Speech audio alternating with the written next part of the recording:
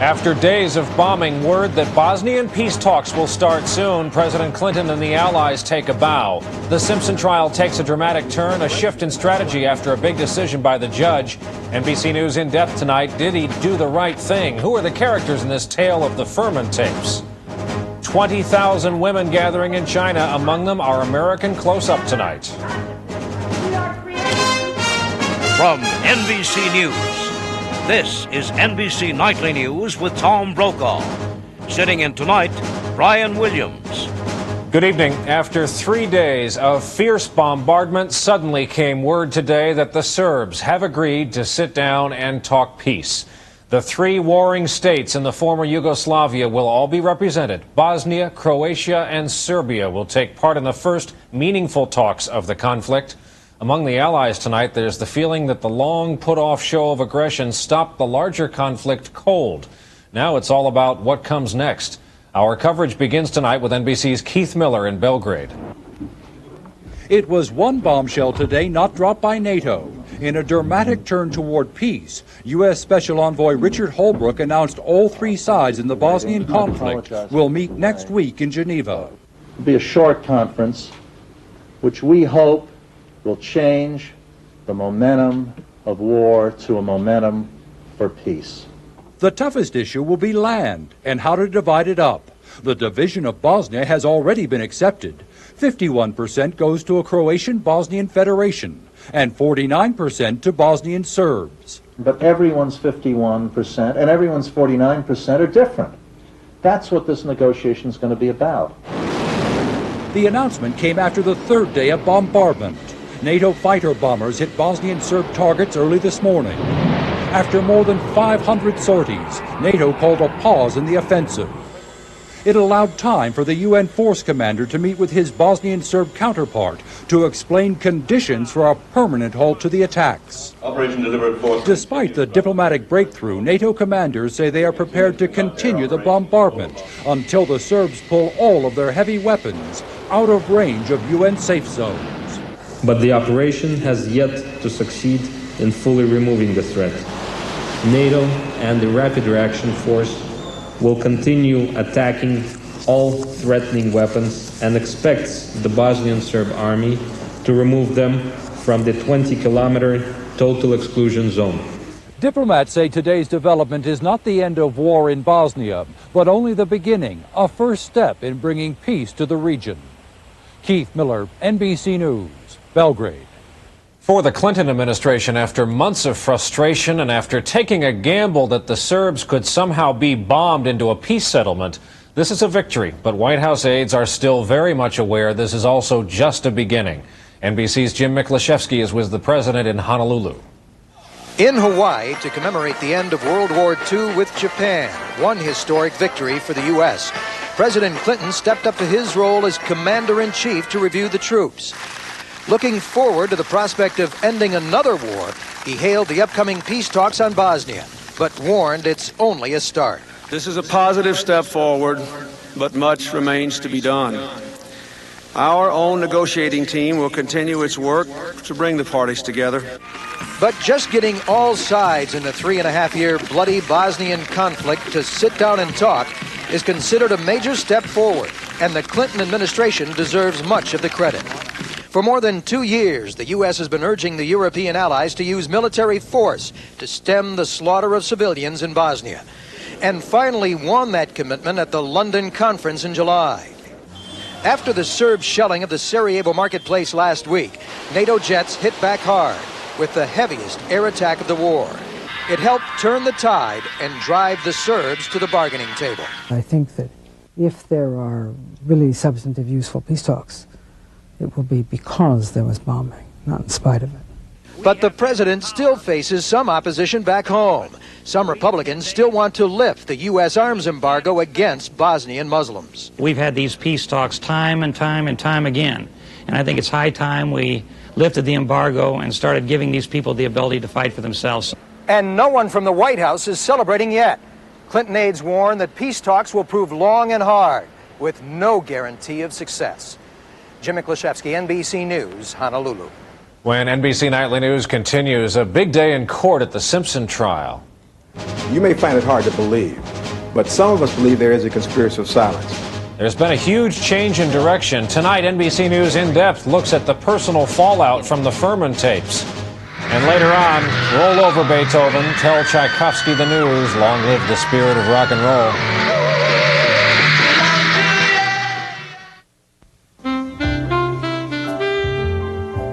Up there all night, man, it's always just been me and my music. The last thing I ever wanted to worry about were my dentures. I switched to Fix-It-In, so now I know I can start playing at 6 p.m. and swing set after set straight through the dawn. Fix-It-In holds stronger, longer than any other cream, even after 12 hours. You tell me I don't have to worry. That's like music to my ears. For a stronger, longer hold, Fix-It-In and forget it. If you want 100% of 11 of many vitamins and minerals, try Total. To get that from Corn Flakes, you'll both have to add more than just milk. Yeah, such as? Well, you can start with these. Make Total part of a balanced diet. One bowl, 100%.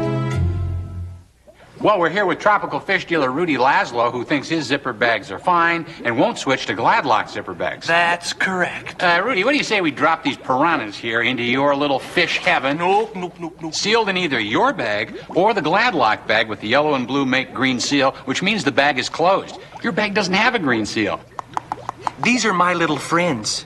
Use the Gladlock. When it really counts, get Gladlock. Can you hear that? They're applauding you. Rudy, Rudy, Rudy. Fibercon or Metamucil. Both give you the same predictable regularity, the same natural action of fiber. So what makes Fibercon different? With Fibercon, I get my fiber in 2 caplets. Fibercon, fiber regularity that's easier to take.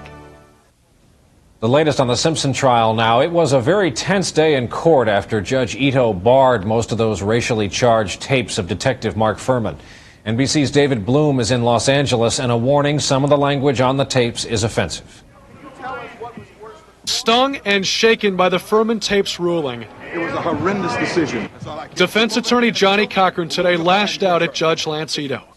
As it stands, only one tiny excerpt from the racially offensive tapes will be played to the jury. First of all, you picked an instance on the tape that you can hardly hear the word. On that count, Cochran is right. On tape, the racial epithet that now retired Detective Mark Furman swore under oath he had not used is barely audible. Ito allowed only one other excerpt from the transcripts. Furman saying, quote, "We have no niggers where I grew up." The 2 most innocuous instances. We don't think that's fair. But the judge, who said the tapes were inflammatory and irrelevant, was not backing down. You also can walk down the street a block and a half and go to the Court of Appeal if you don't like the ruling. Instead, Simpson's lawyers shifted tactics, arguing Ito should now throw out the bloody glove and other evidence found at Simpson's estate, because the tapes, in which Furman boasts of planting evidence and falsifying testimony, prove, said the defense, that Furman might have lied about why he jumped the wall to Simpson's estate hours after the killings. Give us an opportunity to confront and cross-examine Detective Furman with this newly discovered evidence. Ito hinted he would do just that. Today, the defense leveled new allegations that Furman is a racist and anti-Semitic, and that prosecutors covered it up. But what most concerned the judge was the jury. They are, said Ito, going nuts. The jury, I'm told, are not happy campers. Apparently they came back from Catalina barking at the seals. Today, the defense was fuming. The jury, sequestered 7.5 months, was frustrated. And prosecutors were feeling as if they dodged a bullet. David Bloom, NBC News, Los Angeles. And a bit later on in this broadcast, we'll have our in-depth look at the Furman tapes and the extraordinary new pressures on the woman who recorded them. A tough sentence to report tonight for a man convicted under the new federal law protecting women from domestic violence. He got life in prison plus 20 years for kidnapping his own wife and causing her permanent brain damage. The Violence Against Women Act makes it illegal to cross state lines to injure a spouse. A strong finish for the stock market today before the long Labor Day holiday weekend. The Dow was up in moderate trading. The NASDAQ finished a fraction lower. For the week, the Dow was up, but the NASDAQ lost ground overall. When NBC Nightly News continues. She chooses to write, and the last thing I think that she would ever want to be or would plan on being associated with would be a lot of publicity. We'll tell you what we found out about the woman behind the Furman tapes. Who is Laura Hart McKinney? As you know, Kellogg's is the raisin brand that tastes so good, people forget it's good for them. I didn't forget. Forget what? That it tastes good. No, people forget Kellogg's raisin brand is good for you. How could they forget? With all these raisins, of course they taste good. No, good for you, for you. Wouldn't it be great if it was also good for you?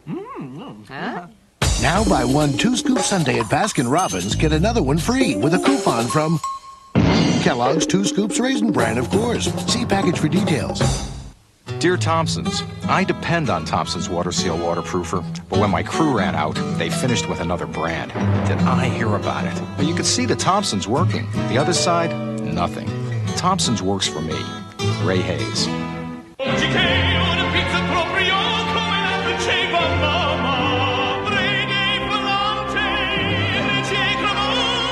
New Polar Pizza from Baskin-Robbins. Ordinary pizza was never this cool. Mama was a genius.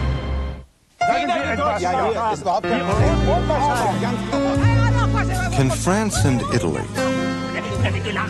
Austria and England, Germany, Spain, and the Netherlands ever really agree on a single currency? Actually, they already have. Gold MasterCard. It's accepted at more cash machines around the world. Excuse me, guys. Than any other card. Look for your Gold MasterCard invitation in the mail and apply today. NBC News in depth tonight, the impact of the Furman tapes on the Simpson trial. After all, the tapes are only important if so much as one juror can be convinced that a police detective somehow wanted to frame a well-known former football star.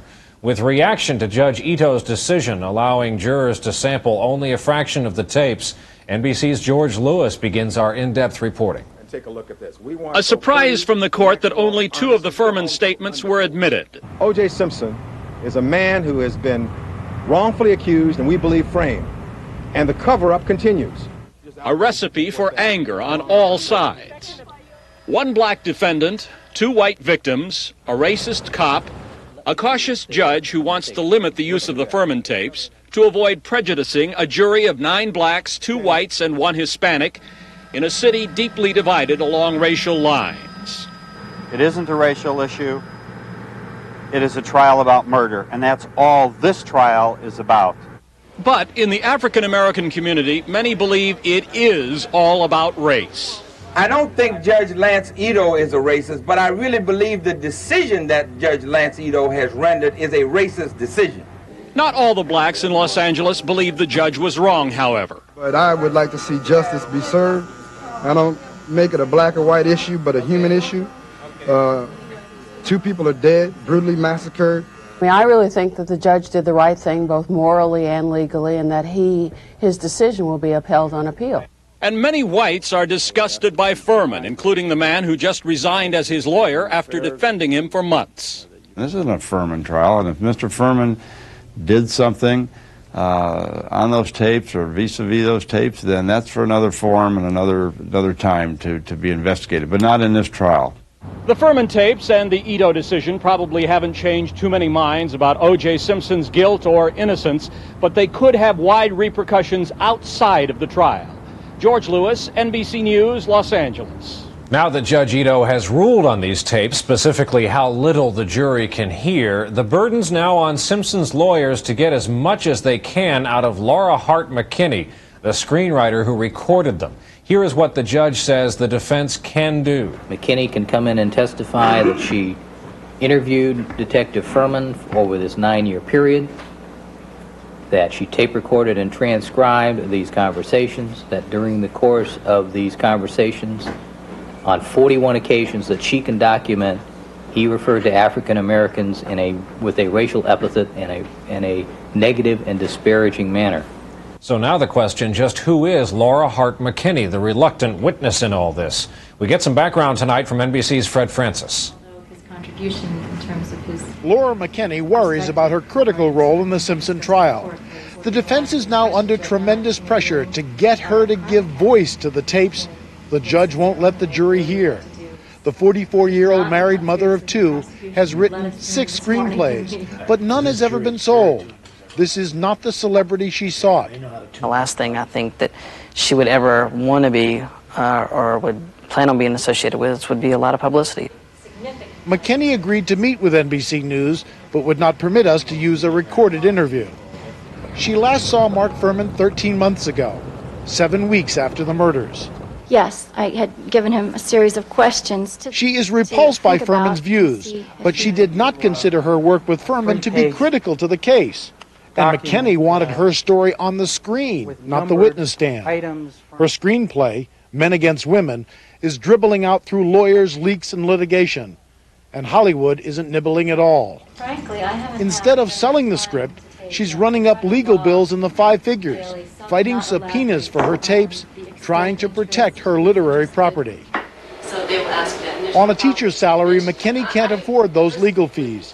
In fact, 2 years ago, she declared bankruptcy, $80,000 in debt. It was then she left California to work at the North Carolina School of the Arts. She wants to come home. She wants her life back. She wants to work with her students. She wants to get back to her writing. So her time in the spotlight has been painful. She has problems sleeping. Her sons have missed the start of school in North Carolina. Against all that, she is anxious that O.J. Simpson could win an acquittal because of her work with Mark Fuhrman. And now that Judge Ito has so limited what the jury can hear on tape, McKinney worries about her new role as the only person who can provide context to the material the defense is so desperate to get before the jury. And only when this is all over will Laura McKinney decide whether to rue the day she ever met Mark Fuhrman. Fred Francis, NBC News, Los Angeles. For more on Judge Ito's decision, we're joined tonight by our experts, Jack Ford and Ira Reiner. Very simple tonight, gentlemen. I'm looking for your opinion on whether or not Judge Ito did the right thing. Ira, let's start with you. Yes, he did. Despite the defense's protestations to the contrary, the fact is it is transparent. Their only reason for wanting to put on evidence of Fuhrman's racism is to inflame the jury. And it's the judge's responsibility to weigh the relative relevance of some evidence, of which here it is minuscule, with the prejudicial effect, which here is massive, and make a decision based on that. He did it, he made the right decision, and frankly, it was a gutsy decision. Jack Ford? Brian, I agree. I think anybody who's followed Judge Ito's decisions during the course of the trial shouldn't be terribly surprised that he did what he did. He has circumscribed this case significantly. He's tried to keep both sides focusing on the real hard legal issues. And going into this, you knew that the real focus of this question was, did Mark Fuhrman tell something other than the truth? So Judge Lance Ito looked at it and said, I'm going to allow the jurors to hear that he did that 41 times. That allows the defense to challenge his integrity on the stand, but I'm not going to get into these peripheral issues. I don't think it was a surprise. And legally, it seems like a pretty good decision. Jack, how about a reality check here? It is true, isn't it, that for these tapes to matter a whit to all this, you have to believe that this witness had to have planted evidence, had to have framed O.J. Simpson, or you have to try to tell one juror that.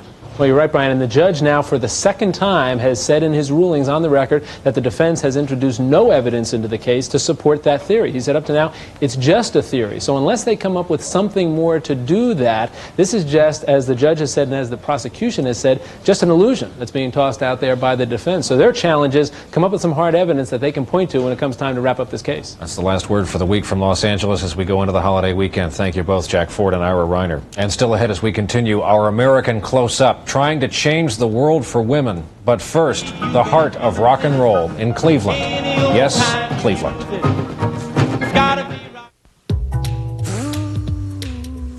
Hey, there's something delicious here in Nature Valley that has the flavor of fruit, not fat. That's it. Look right there. A low-fat, chewy granola bar with only 2 grams of fat. Luscious fruit taste, chewy granola. It's like finding a candy bar with the flavor of fruit, not fat. You can find it here in Nature Valley.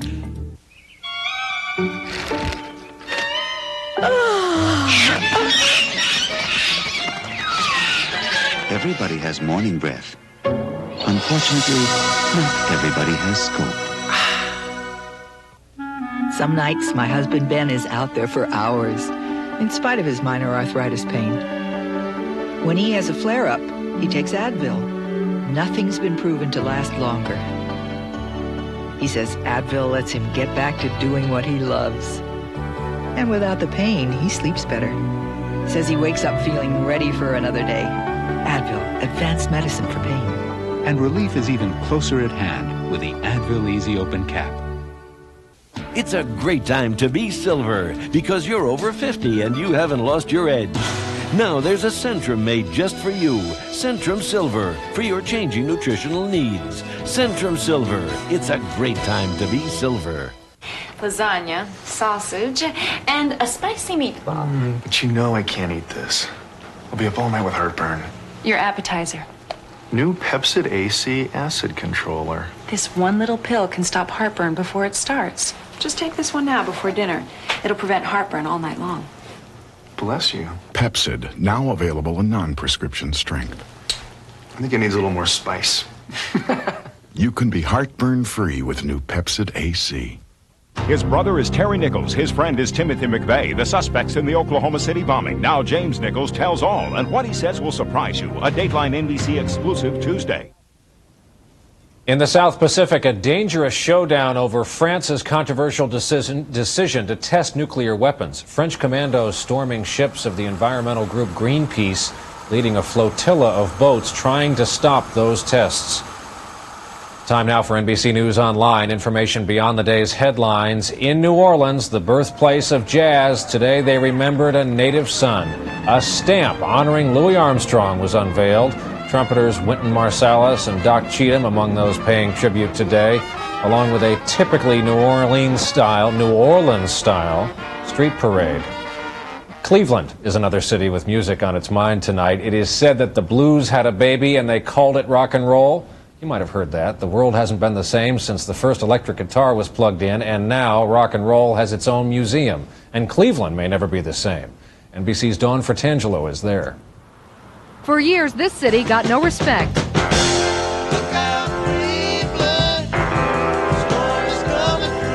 It's more like a flood. This weekend, tourists and celebrities are pouring in. Hello, Cleveland. We were always called the mistake by the lake, and it's no longer true. Let's do it! The $92 million Hall of Fame unveiled today is the city's new centerpiece, designed by famed architect I.M. Pei.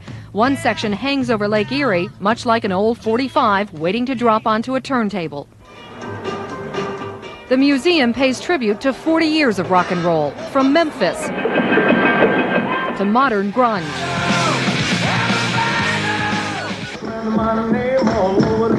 In 1968, Elvis slid into this sleek leather suit. It's at the museum. So are the Supremes' signature gowns. For the past 9 years, 127 people have been inducted into the Hall of Fame, even though there was no physical building. So how did it end up here in Cleveland? Well, in the 1950s, a local DJ here coined the phrase rock and roll, and that was enough for Cleveland. This city really wanted this project, wanted it as part of its redevelopment, and was willing to go out there and raise the necessary money, find the site. Cleveland estimates the Hall of Fame will generate $84 million a year in tourist revenue. Quite a turnaround. The city that once banned the Beatles from performing here is now the home of rock and roll. Dawn Fratangelo, NBC News, Cleveland. From Cleveland to our American close-up right after this. Maybe you'll get a MasterCard so you can use one card for practically everything. Maybe you'll get one because no card is more accepted. Or maybe you'd just like to save 15% on that altimeter compass stopwatch. Presenting Master Values, immediate savings on all kinds of things. Because while MasterCard can make your life easier, saving around $1,000 on a Royal Caribbean cruise couldn't hurt. Look for your MasterCard invitation in the mail and apply today. Who needs another Raisin Bran? I mean, I'm fine with Kellogg's. Total Raisin Bran? Ooh, Total's got 100% of a lot of vitamins. There's not even 100% in the Kellogg's. I'm impressed. Total Raisin Bran, with a total difference. Your eerie, unpredictable septic system. It has the power to take over your entire house. Don't let it happen. Introducing Ultra Ridex Liquid. You can't buy a more effective treatment. The only one that eats both grease and paper. With maintenance, it helps keep your system flowing to prevent blackouts. Control it with new Ultra Ridex. Lysol spray use number 61, the busiest changing room at the mall. Lysol disinfectant spray. There's nothing this can't do. The new advanced walker from Easy Spirit conforms to your foot, so you don't have to conform to anything. Test walk the inspiration. Inside's your own personal walking shoe. Outside's the whole world. With so many pain relievers today, you might be confused about which one to choose. You should know Tylenol is different than the ones doctors call NSAIDs. To varying degrees, every NSAID brand can sometimes irritate your stomach. Aspirin can, even ibuprofen can. You may have heard of Aleve with naproxen sodium. That can too. Tylenol won't irritate your stomach the way NSAIDs can. Tylenol is definitely gentler for your stomach. Another good reason to choose Tylenol, the pain reliever hospitals use most. Saturday on Today, the O.J. Simpson trial. We'll recap past and present controversies, then look ahead to the end of the trial. So join us Saturday on Today. The big International Women's Conference getting underway in Beijing has been a long time coming, and it might just owe its very existence to a few women worldwide who have made a difference by forcing the issues. One of them is there, Betty Friedan, our American close-up tonight. It is a huge and colorful gathering, nearly 20,000 women from all over the world coming together to raise their voices for women's rights. And somewhere in the crowd, one of the most famous faces of American feminism, the modern mother of women's liberation. The first step in revolution is consciousness. Betty Friedan, 74 years old, rallying the troops at this international forum, a meeting she says is long overdue. It's such a shame in a way that for China, I think, that there is no women's movement in China, but that they are so terrified of non-violent women, for heaven's sake. In the hope of avoiding embarrassment, the Chinese have forced Friedan and thousands of other women to a temporary campground in Hairu, an hour from the capital, away from the spotlight of the main conference that opens in Beijing next week. A campground so flimsy that days of rain have crumbled the walls and collapsed tents. What I kept hearing here is some propaganda that, they have to put the women out in Hairu, otherwise the streets of Beijing will be filled with naked women, naked women demonstrating for prostitutes or lesbians. Well, I've been at all these conferences and I never saw anything like that. And even though she's had to fight plenty of critics in America, she's never had to fight the kind of repression she is seeing firsthand now in China. I feel that it's so unfortunate. We can't have this expression of women's empowerment in a police state, I guess. Betty Friedan warns that even where women have attained some power, those gains could be rolled back when economic conditions turn bad. Our economic empowerment is threatened, you see, by the polarization of wealth and by the backlash, the scapegoating of women because of the way men are suffering and the families are suffering. Ironically, to break the pattern of suffering, these women have come to a country where women's suffering is perhaps as great as it is anywhere in the world. And here is China, this great power, pushing us out into a mud hole, into tents, that, and the water leaks and there's only one toilet for every 50 people. And it is, and yet the women are so happy to be a part of the community of the world women, to be here, that they're putting up with this. Betty Friedan in China, our American close-up tonight.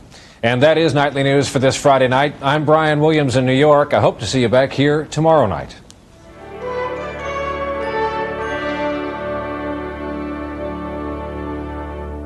NBC News, now more than ever.